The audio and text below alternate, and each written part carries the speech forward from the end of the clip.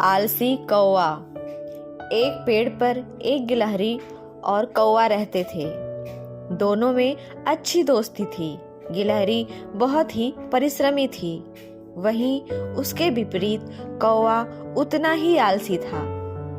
एक दिन गिलहरी ने कौवे से कहा, कौवा भैया, क्यों ना हम खेती कर कुछ अनाज पैदा कर लें, क्योंकि बरसात आने वाली है, जिससे हमें बरसात में भूखे नहीं रहना पड़े।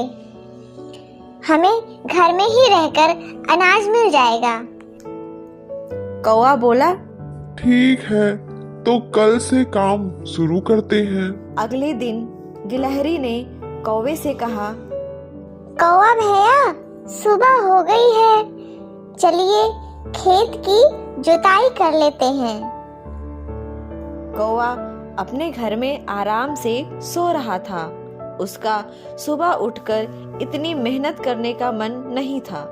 उसने गिलहरी से कहा, तू चल, मैं आता हूँ, चुपड़ी रोटी खाता हूँ, ठंडा पानी पीता हूँ, हरी डाल पर बैठा हूँ। गिलहरी अकेले ही खेत पर जाकर जुताई कर लेती है, लेकिन कौवा उसकी मदद करने भी नहीं पहुंचा। दूसरे दिन गिलहरी कौवे को बुलाने आई।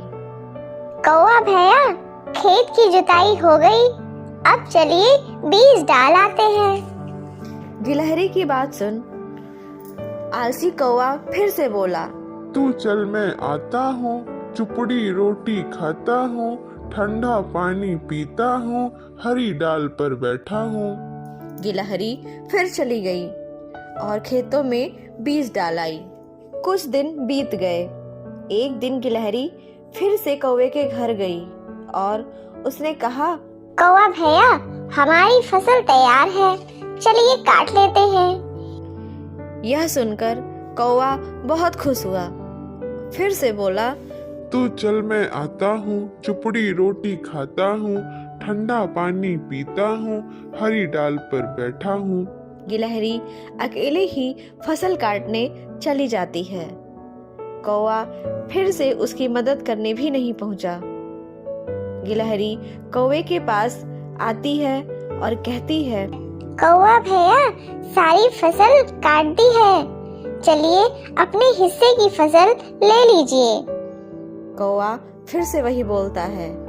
गिलहरी खेत में जाकर अपने हिस्से की फसल घर ले आती है और कौवे की फसल खेत में पड़ी थी। कौवा रोज सोचता, कल ले आऊंगा, कल ले आऊंगा, लेकिन आलस की वजह से वो फसल लेने नहीं जा पाता। एक रात बड़े जोर के आंधी तूफान के साथ बारिश हुई। कौवे की सारी फसल बह गई। बारिश कई दिनों तक लगातार होती रही। कौवे के पास खाने को कुछ भी नहीं था। उसका भूख से बुरा हाल था। वो रोते हुए गिलहरी के पास गया और बोला, बहन, मुझे माफ कर दो। मैंने आलस की वजह से ना तो तुम्हारी मदद की और ना ही फसल घर लाया। मैं कई दिनों से भूखा हूँ, इसलिए मदद मांगने तुम्हारे पास आया हूँ। गिलहरी को कौवे पर दया आ गई। वह उसे खाना भी खिलाई। कौवा अपने किए पर बहुत पछताया। उसने कहा, अब मैं कभी आलस नहीं करूँगा। आलस छोड़कर तुम्हारी तरह मेहनत करूँगा।